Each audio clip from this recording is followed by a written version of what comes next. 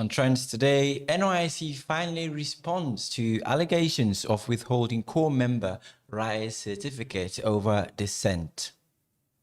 Obi's one-term pledge divides northern political leaders. Nigeria's 54.99 trillion budget suffers setback as crude oil drops to $66 per barrel. And on Davido's wedding, dignitaries including Dangote and others grace star-studded ceremony.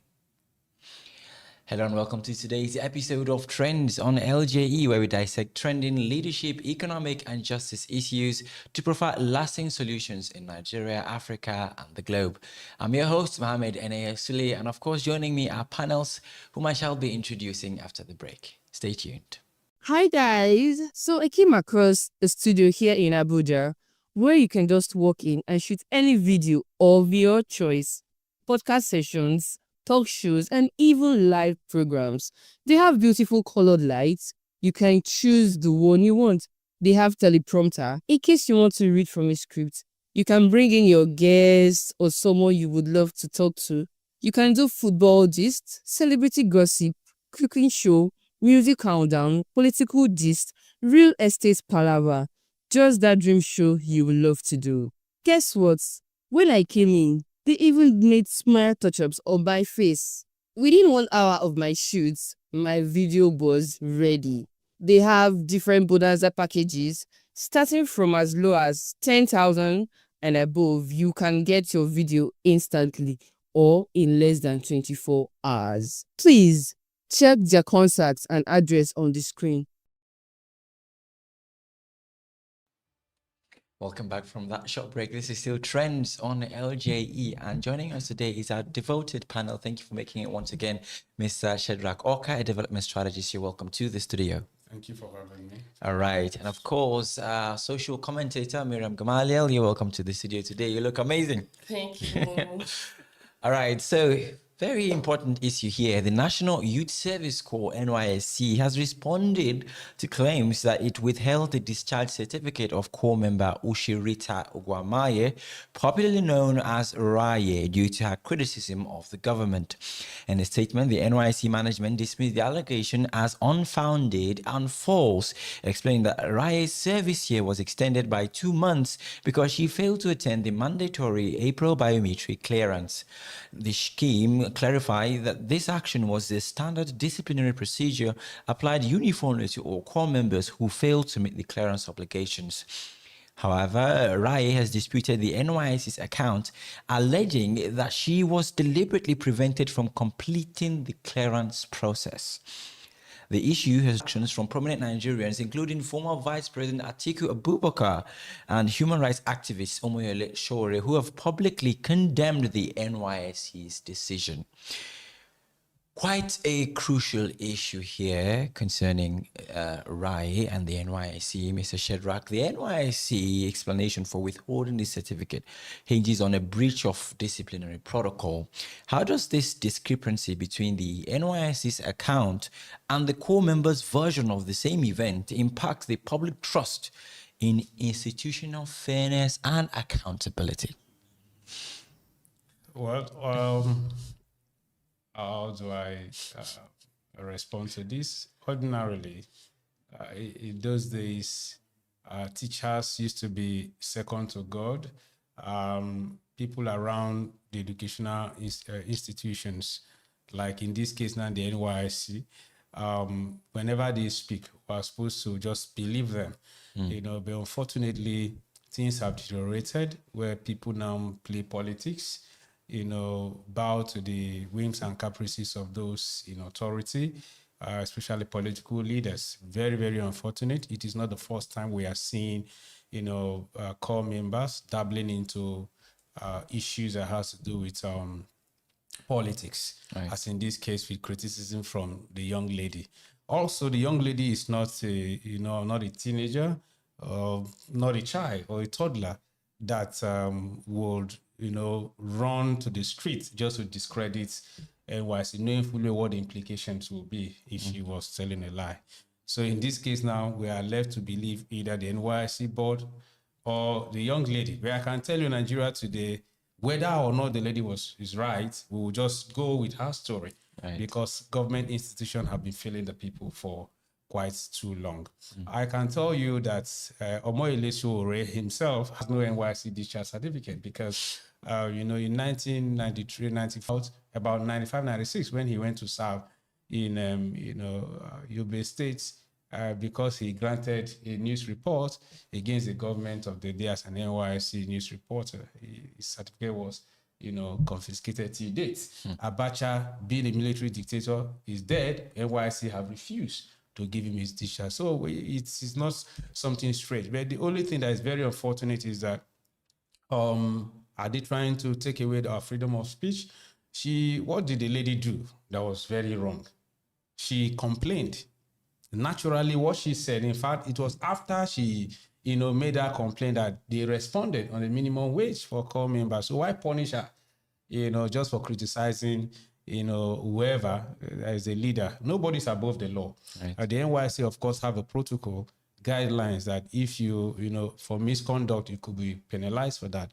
But in this case, I wouldn't take what the NYSC just make that excuse to the market. I will stand with the young lady. Like I said, it takes a lot of effort for them to build trust. We have lost trust on public institutions. Just recently, JAM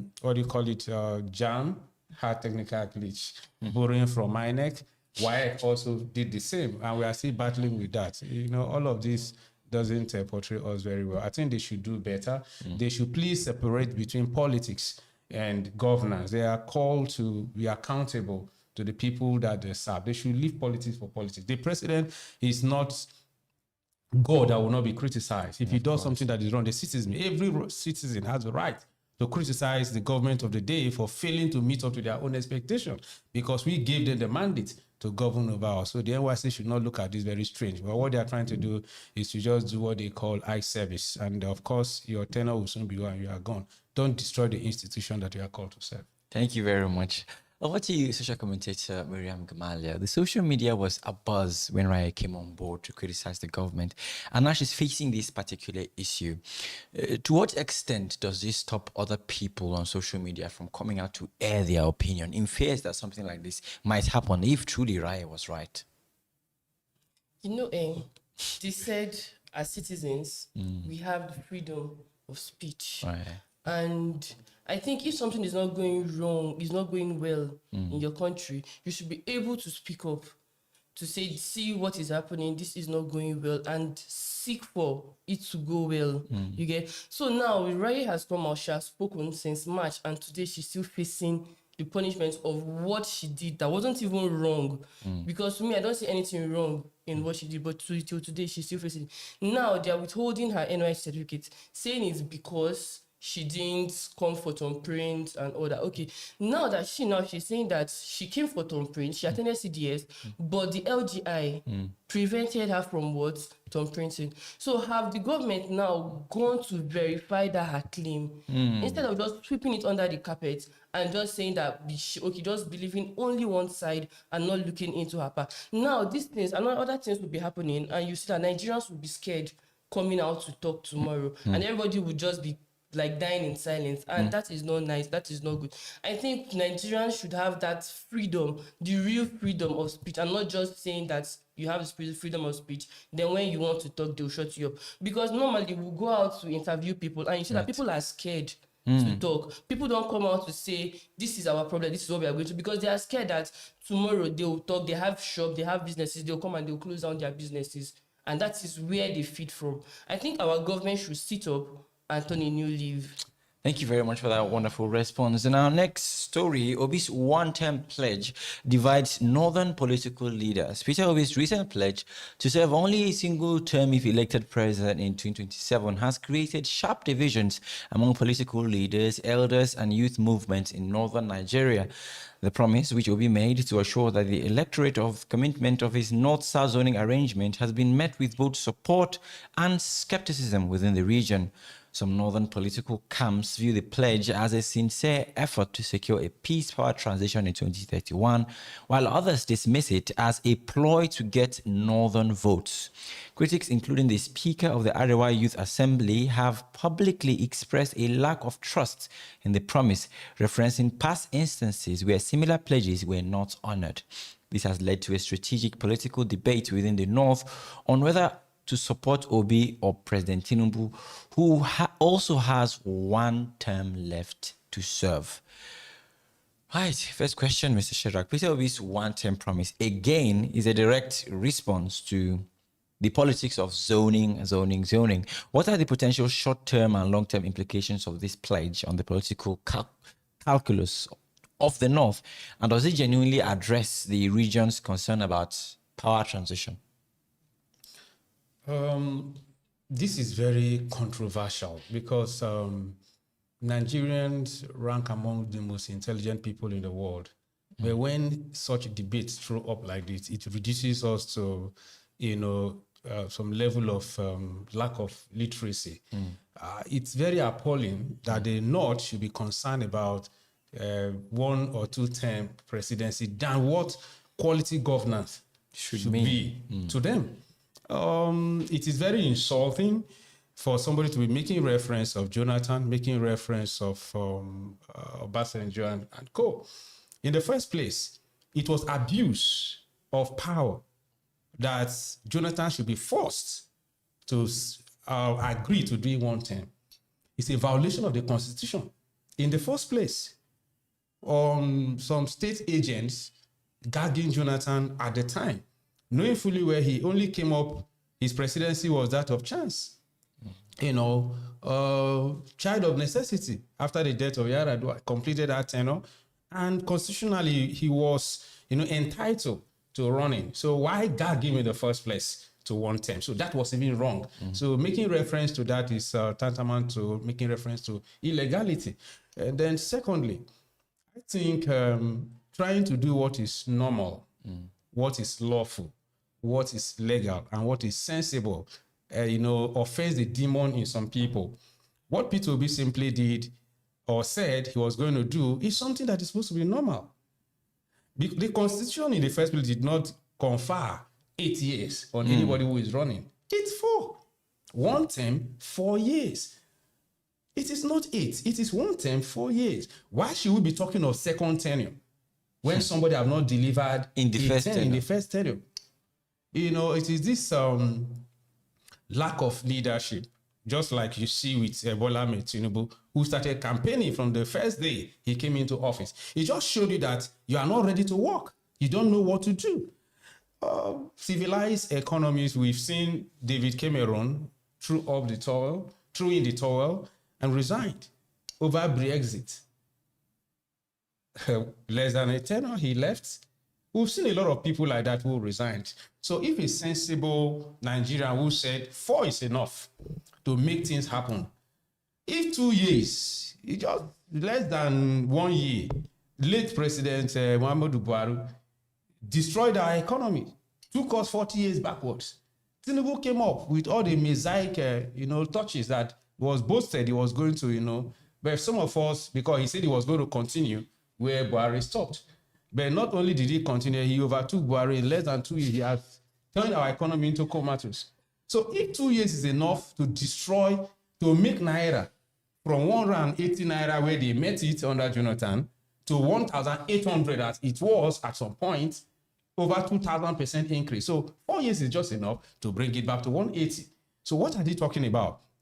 For the North, I think they should concern themselves with who delivers quality leadership. So for me, Peter Obi so far has presented himself. I'm yet to see a candidate that will beat him. He's a candidate of choice. And for saying the right thing, he has just said, for people who lack trust in themselves. So when people speak of what is supposed to be normal, they see it as abnormal. Like Professor Charles Ludo, the Anambra State governor, very unfortunate. He said for promising you are going to do 1 term, you should be subjected to psychiatric evaluation. I think it is ironical. Very ironical. Because him saying that shows a lot of desperacy. And himself just showed an example of a patient who escaped from the psychiatric ward. Because what P2B said is normal. For him looking at it as abnormal, he just showed himself as being abnormal. Very respected professor of economics, but what he just displayed now is staggering, to say the least. So again, what is the long-term and short-term implication? Of course, yes, P2B should do. Nobody is forcing him. He is entitled to doing 210. But if he said all he wants to do is to prove a point, he did that in Anambra, number one, that you can run the government without borrowing. He demonstrated that in Anambra. Number two, that you can run the government without stealing. He demonstrated it in Anambra for 8 years. He also showed that you can also run government and deliver quality education from 26th position to first. He did it in Anambra. So all of this thing is just what he wants to do. That standard is what Soludo is struggling to fit in. He cannot, and venting his frustration in P2B, who have set the record. P2B is a yardstick for 21st century leadership and governance in Nigeria and beyond. So for me, he's coming to do one tenure. I can bet you what this young man is trying to do is to disrupt the policy by demonstrating that Nigeria can pay up all our 83 trillion naira debts without borrowing. He wants to so that by the time he leaves, anybody who comes in now, pensioners, gratuity and all that, you'll be stoned. You'll be killed by Nigerians. So I can tell you, give P2B just 2 years. Number one, we'll pay all of our debts. Pensioners will not be on the street crying for their gratuity and pension. He's going to pay all of that. And of course, education, there will be no glitches in JAM, and people will not be using torchlight to write why. Because in Anambra, he demonstrated that where all secondary school was visited by him, he showed priority on what? Health, education, and security. Those three, he scored highest above every other governor in Nigeria. If he can duplicate that in the 2027, that in education, health, and security, I can tell, of course, Raye Road Network as well. Those 4 points, I can tell you the truth, with 2 years, P2B will be home and dry. Then we will see any governor who will come and, we'll just use him as a standard. I can tell you Nigerians will stone anybody who is coming after him. It is that demon that is provoking in them that is causing all this noise about. So the North, just, cool down, calm your nerves, and let us look for a Nigerian better than P2B, if there is any, and vote for him. Let them come deliver good quality governance to us and not concern yourself with second tenure. The Constitution guarantees for 1 term, 4 years. Thank you very much for that. And talking about Nigerians and budgeting, the Nigerian 54.99 trillion budget is currently suffering a setback as the crude oil drops $66 per barrel. Nigeria's budget, which was benchmarked on a crude oil price as of $78 per barrel, is currently facing a significant setback as the price of crude oil has fallen to $66 per barrel. This drop of over $12 per barrel is raising concerns about economic experts and government officials about the country's ability to fund its ambitious projects and development projects.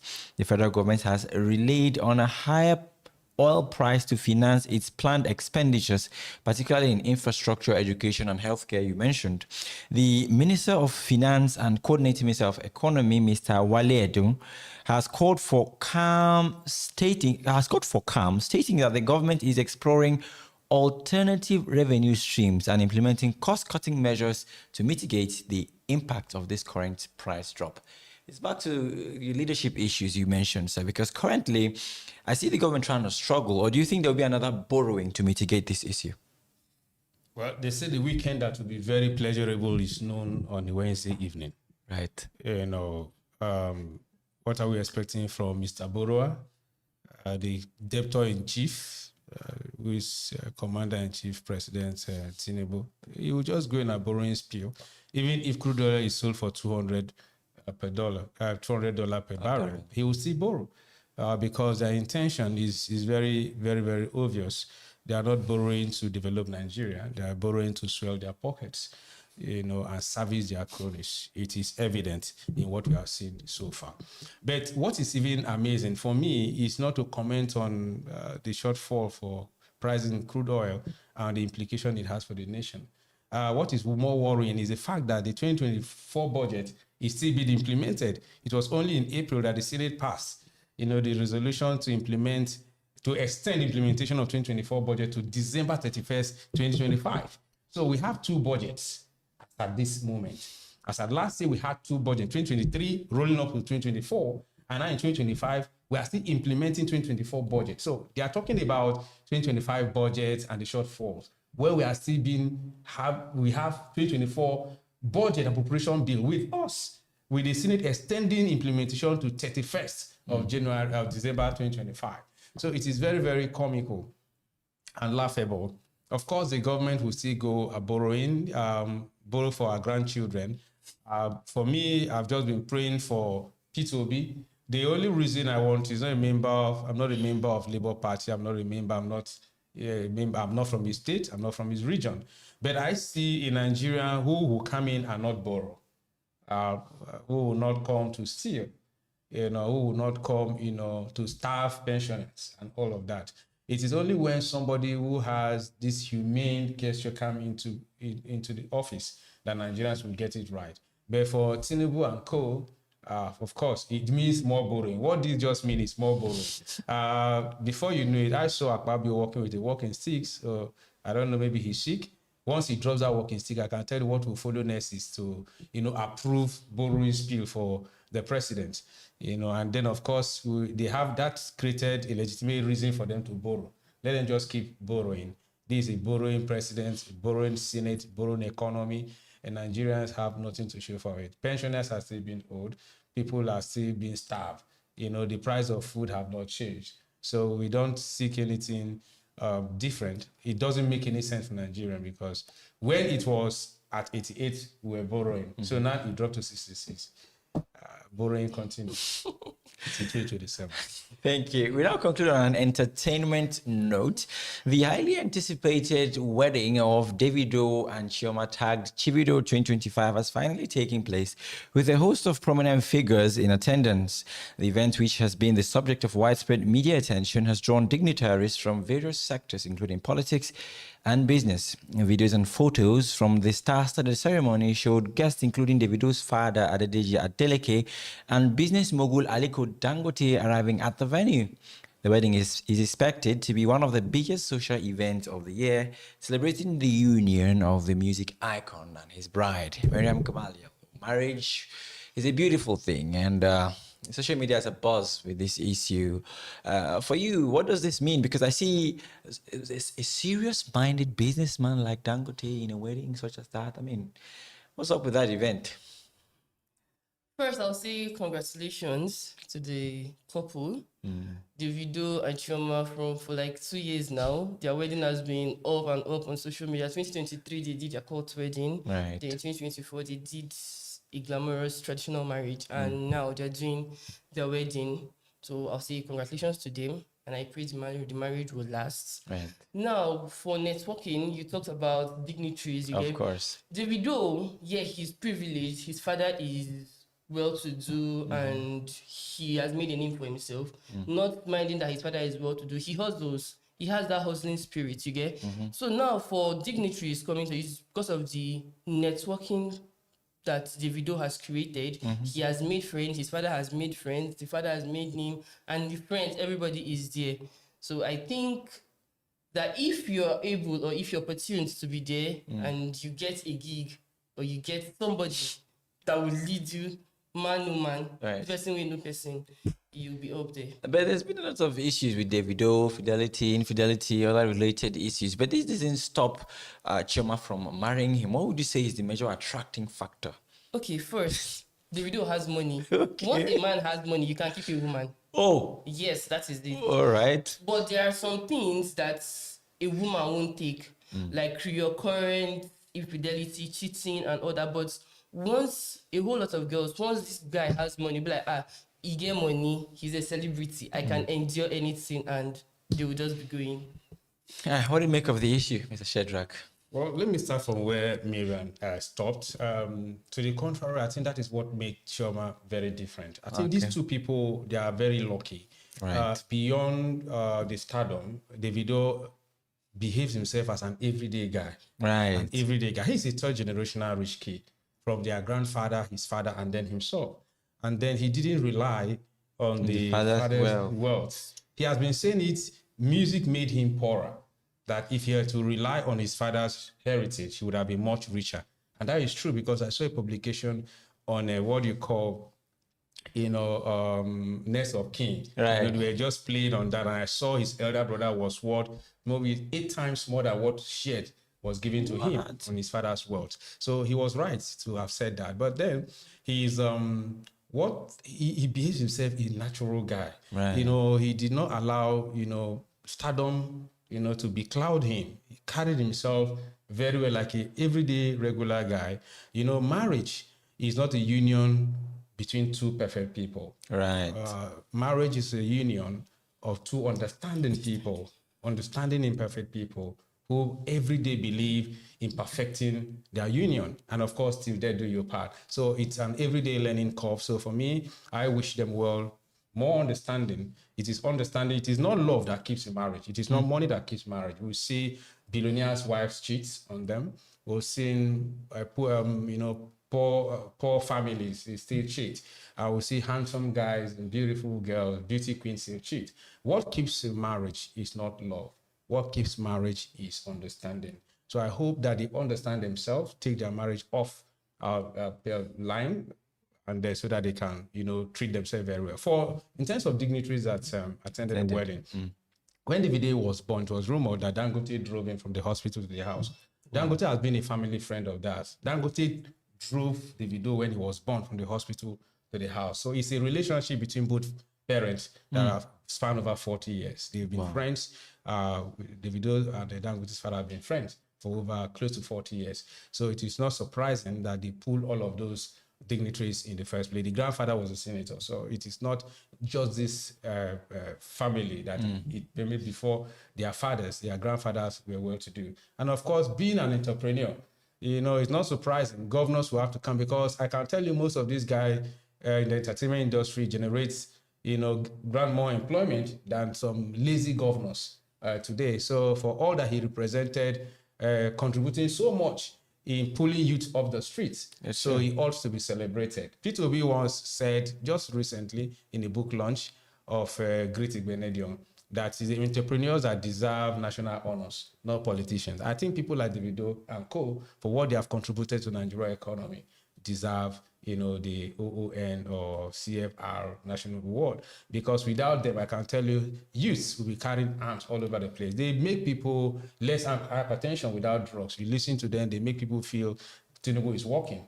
It is, I think, the people in the entertainment industry that made outsiders in Europe not to believe there's hunger in Nigeria. Because when you listen to their music, they drip and you dance and you forget your sorrows. Meanwhile, if you come in here, you know Nigerians are working with their head on the ground.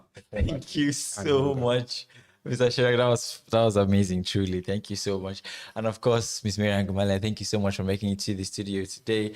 We've come to the end of today's episode. Let's look at our major stories. We told you that the NYSC finally responded to allegations of withholding Corp Member Raye's certificate over dissent. And a one-term pledge divides northern political leaders. Nigeria's 54.99 trillion budget suffers setback as crude oil drops to $66 per barrel. And Davido's wedding dignitaries grace star-studded ceremony. Of course, that's the end of today's episode of Trendz with LJE. Don't forget to catch us again next Wednesday. And follow us on our social media platforms on YouTube, Facebook, and Instagram at LJE Nigeria. You can also report a violation if you face one on www.ljenigeria.org. Do stay safe and enjoy the rest of the week.